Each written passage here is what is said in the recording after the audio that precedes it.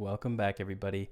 We just had some insane news drop around Solana, which will surely impact its ability to grow as a blockchain. So we're going to run through that latest Solana news and then dive into some price and chart analysis to kind of identify where our next potential points of support and resistance will be and give us an idea of where we're headed next. So let's dive right in with this super critical information. I can't stress this enough. So the first bit of really important news coming out about a lot of layer ones, not only Ethereum, not only Solana, but others as well, but it's mainly affecting Ethereum and Solana.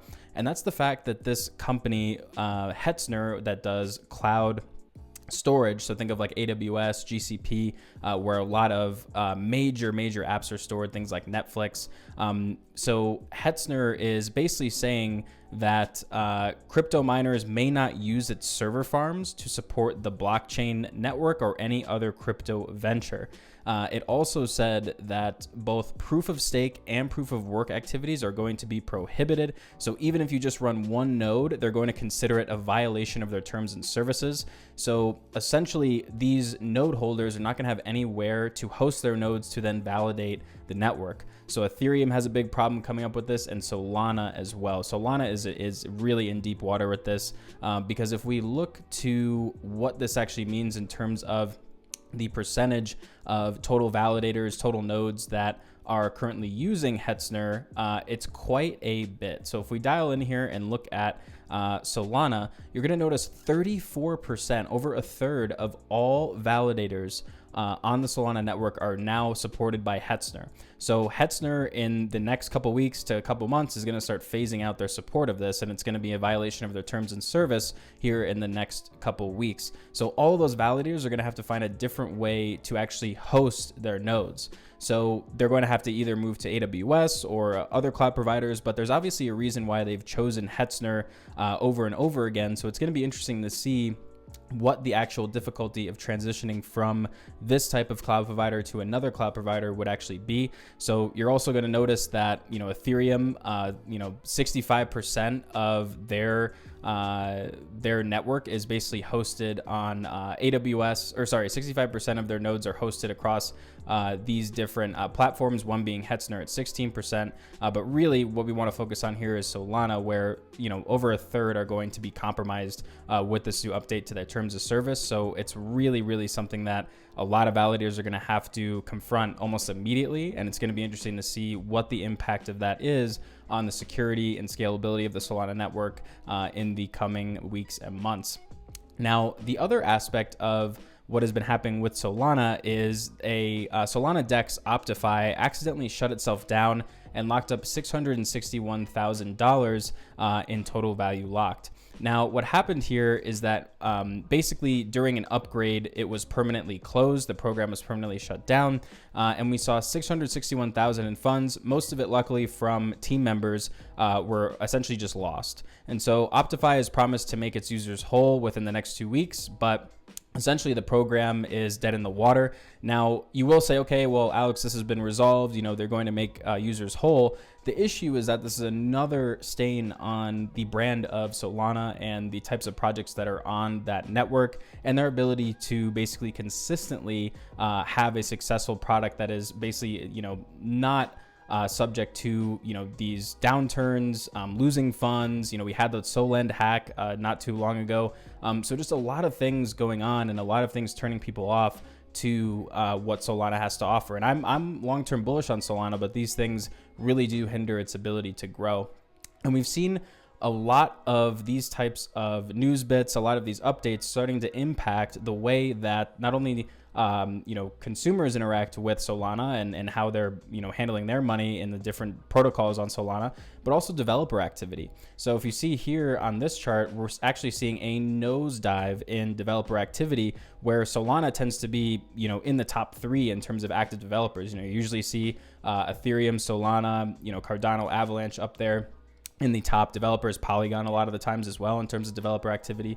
But we've seen this sharp decline here, And, that obviously notes that developers are essentially halting a lot of their activity and kind of in a wait and see moment to see what happens, I'm assuming with the merge, but not only that, but also to see what happens with kind of the security of Solana and what's going on here recently. And if we look historically, it doesn't always line up in terms of developer activity and volume being correlated. Obviously back here we saw volume increase while developer activity went down. So you could say it is just part of the trend, but to see such a steep decline here when we almost look like we found a bottom and we're going back to the upside in terms of developer activity is definitely something to note. So I definitely wanted to point that out. Now, the next bit is more so on the consumer side of Solana, right? So we've seen a incredible drop off in the amount of total value locked in Solana protocols. So Solend remains number one at 17.9% dominance, but over the last month, we've seen a 33% decline, 17% decline, 22% decline in the amount of total value locked, meaning how much money people are actually inputting into these various protocols on Solana. So what this chart basically indicates is the waning confidence in the ability for these protocols to give these investors returns, whether it be Lido and staking, whether it be a DEX or crypto lending. We're seeing a large, and this is happening across a lot of different cryptos, but it's hit Solana particularly hard, where we used to be up at that all-time high of around 10 billion total value locked, and now we're sitting around 1.4 billion. So definitely something to note here. So we're not only seeing decreased activity from the developer side, but also decreased activity from a consumer blockchain side of actually using the Solana blockchain to kind of help with investments from that consumer side. So definitely something I wanted to point out there. Now, I know we've been super bearish this video on Solana, but again, like I said before, I am bullish long-term on Solana. And so I wanted to end this news piece with something that was rather bullish that just came out yesterday. And so basically, one of the things here to note is that Fireblocks added support for Solana blockchain's DeFi, NFT, and gaming apps. And why this is important is because they already had essentially support for Sol as a native token, but now they're going to basically have a Web3 engine that offers an on steroids version of the platform's key sharding wallet technology to Solana users. Now, you might say, okay, well, this sounds like just another company that's going to, adopt Solana, and, we hear about this all the time. What's unique about Fireblocks is that they're actually basically targeting institutions. So they have about 1,300 businesses. These are businesses, not individuals. So larger institutions that are adopting crypto for a bunch of different use cases and adopting blockchain for a bunch of different use cases. And everything that they do is about basically implementing the blockchain technology for these institutions to help with that knowledge gap, because obviously a lot of these companies have no idea what they're doing when it comes to blockchain.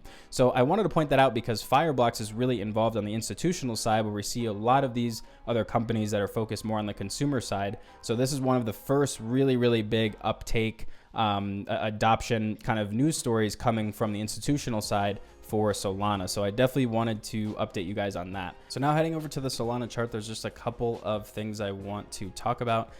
First of all, we had this rising wedge essentially play out perfectly. It developed from, roughly June 13th to just about last week on the 18th of August. And we saw basically a fall from, 48 bucks to all the way down to about 30 bucks. And usually a rising wedge is a very bearish pattern. So we saw that play out perfectly. Once we broke that $40 support level, we fell back down to 30. And now really the critical points that we are looking at is this $30 support. So you can see that this was kind of baked into the chart back in June, and that's where we kind of had that bounce from this crazy downswing. So we're looking to hold that $30 support.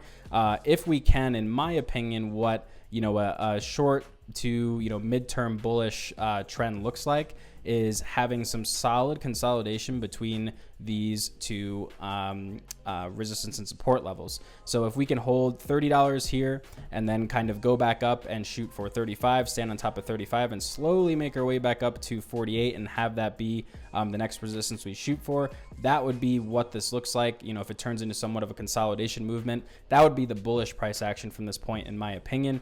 If we go for more of a bearish price action, you know, given the uncertainty in the market, given what's happening with the merge, which obviously affect all cryptos, all layer ones, you know, I think that it's easy for us to fall, you know, another 20-25% down to, and maybe even a little bit less, but down to $25. So $25 is that baked in support back from July of last year. So I'd say you know, that's going to essentially be our next support to the downside. So if we do get some bearish action going up, I would say be looking for a $25 to $26 support from Solana.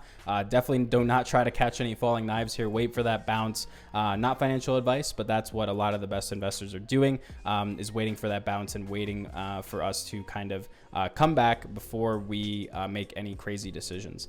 So again, just to recap really quickly, to the downside, we're looking at $25. You know, to the upside, we're looking at $36, then $48. But really, it's going to depend on what's happening these next few weeks with the Fed and inflation, and then also the merge. But that's everything that I wanted to cover today. Hopefully that news update helps you. Let me know if there's anything else you want me to cover in the comments, and we'll see you in the next one. Bye-bye.